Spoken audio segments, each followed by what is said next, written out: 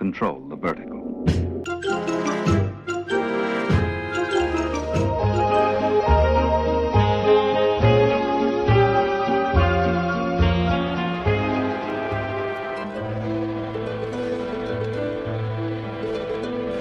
Welcome to Anthologic, the TV anthology podcast. I am your host, Mark. Anthologic is a podcast dedicated to exploring the good, the bad, and the odd of horror, science fiction, and the best of mystery suspense anthology shows and series on TV.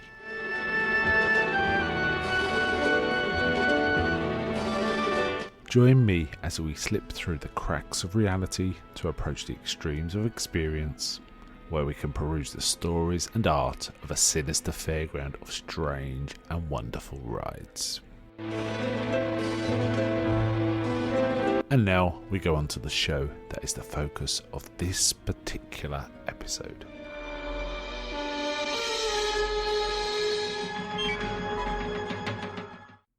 Welcome to this episode of Anthologic with your host Mark. Today we're talking about an episode of The Outer Limits. It is episode, I want to say 20, but that doesn't sound right. No, episode 30 of season 1, and it's called The Production and Decay of Strange Particles. This first aired in the US on April the 20th, 1964, and it's a kind of a one-man band, this one. It's written by and directed by Leslie Stevens, the main showrunner, right? With cinematography by Kenneth Peach. This is a very poor episode. This is the worst episode I've watched so far, and I think it's probably just going to be the worst episode. And this is kind of acknowledged. The problems with it are these. It's basically all sound and fury signifying nothing. That is the essence of the episode. Not only is not much going on, they stretch it to 50 minutes in an attempt to give it drama, and they have a lot of lighting effects, not particularly special effects, some special effects, but lighting effects, and to sort of suggest mayhem. And it's full of technobabble. It's one of the most technobabble-filled episodes of any show I've ever seen. You know, we're kind of used to technobabble. You get it a bit in Star Trek and so on, but man, now the title is kind of indicative of this. Production and Decay of Strange Particles.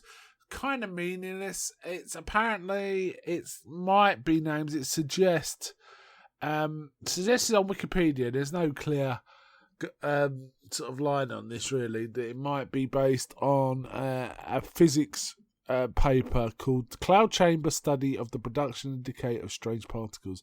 The term strangeness and strange particles had only come out a few years before, so it was in the public consciousness. Talk about certain behaviours of subatomic particles, and strangeness is an odd name, really, because they're subatomic particles. Whatever they do is always going to be a bit odd and weird.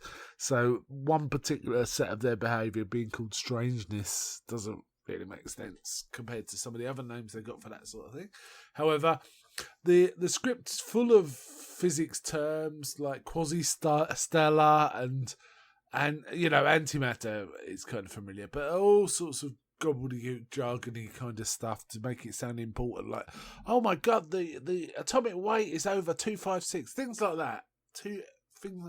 Very, very odd things like that. Now, it starts off with some lab technicians doing stuff with radioactive material, it looks like, but somehow some of this special material comes into contact with other special material and causes this effect, which apparently is a rip in reality, as it were, a rip in sort of the space-time continuum. And basically the technicians seem to become possessed or controlled by something else. And even, I mean, that makes it sound better than it is. They're kind of just doing stuff. Of interest is Leonard Nimoy's in this one as one of the technicians, but not given much to do. All of the technicians are basically cannon fodder. And one of the other main issues with the show is it really comes down to an elderly scientist who runs the place, who appears to be a physical coward, and his wife, I think, trying to sort all this stuff out because he's panicking because he thinks he's torn a hole in sort of the space-time continuum and these strange aliens are coming through and possessing people, and he feels that this might be the end of the world. And she is basically talking him into stop, you're the only one who can do something about it, all this, while he's cowering, basically. And the acting is kind of more from the 30s than the 50s, is the feel of it. And I guess Leslie Stevens trying to inject drama into it and tried to... Basically, they tried to take the drama up to 11 for the whole episode. And honestly, it just fails to work. Now, apparently, this was one of the reasons this was written this way, or this story, was Leslie Stevens was desperate to save some budget, and that he considered this one of his bottle episodes, i.e. cheap to do, one or two scenes, very few actors, and essentially it does come down to 2 actors, really. Well, maybe a little more than that, there's other characters. But Leslie Stevens justified it in this way, and I'm quoting here from The Outer Limits, the official companion, where Leslie Stevens says, and I'll paraphrase some of this because it is quite long. At the beginning of a series, you try to do your absolute best as a dramatist, but gradually you become the fire department. You end up writing bottle shows to bail the series out of trouble because the trouble gets horrendous. You get so far in, you're scared and you want to make the show happen, so you use every bit of skill to try and come up with something that was effective, but essentially saving money is kind of what we're saying. And apparently that sort of thing he hated, and one of the reasons he got out of TV. Now, it has to be said at this point, Leslie Stevens is the one who coined the phrase a bottle episode. So when he talks about bottle episodes, he's the well font of that term. So the dialogue is pretty bad, as I say, and honestly, this is the first time it was like, wow, they're really stretching this out unnecessarily, and essentially it resolves by the coward guy getting some guts, coming up with some equation that reverses everything and fixes everything. Yeah, so okay. There's some use of stock footage of atomic explosions being reversed, in fact, in this, so it's kind of interesting. But essentially, this is a very, very poor episode.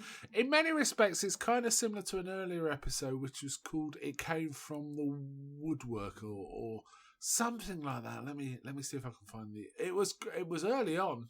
It was early on, like the 5th or 6th episode I discussed. I know that. Oh, it crawled out to the woodwork. And so my mistake, it was the 11th episode. Very similar ground. That was a way better episode than this. There was more actors and slightly better written. But Leslie Stevens did not. He's the showrunner. I think Joseph Stefano wouldn't have let this script even start to be filmed if he'd have had some sort of... if he felt reasonably empowered to stop it, but it did go ahead, and unfortunately this one got out. Now, okay, so every show has some clunkers. I think this is the big clunker for the Outer Limits Season 1 so far. And there's only 2 left in this season, so and they sound more promising from looking at the sort of the précis of the stories. But production Decay of Strange Particles is one to swerve if you possibly can. I have no recollection of this episode, but I've said that a few times. I know that I've watched all of these episodes, but a few of them I just do not remember, and this is one of those. And I'm not really surprised. I mean, even if it was better, I'd probably confuse it with It Crawled Out the Woodwork somewhat in my memory. But yeah, so big disappointment this one. A bit of a shame, really. Okay, I think I'll wind it up there. But until next time, may I ask, is anybody out there?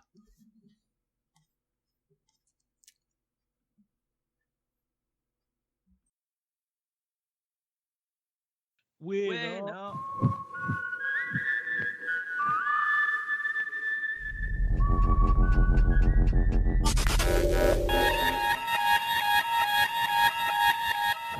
We now return control of your television set to you until next week at this same time, when the control voice will take you to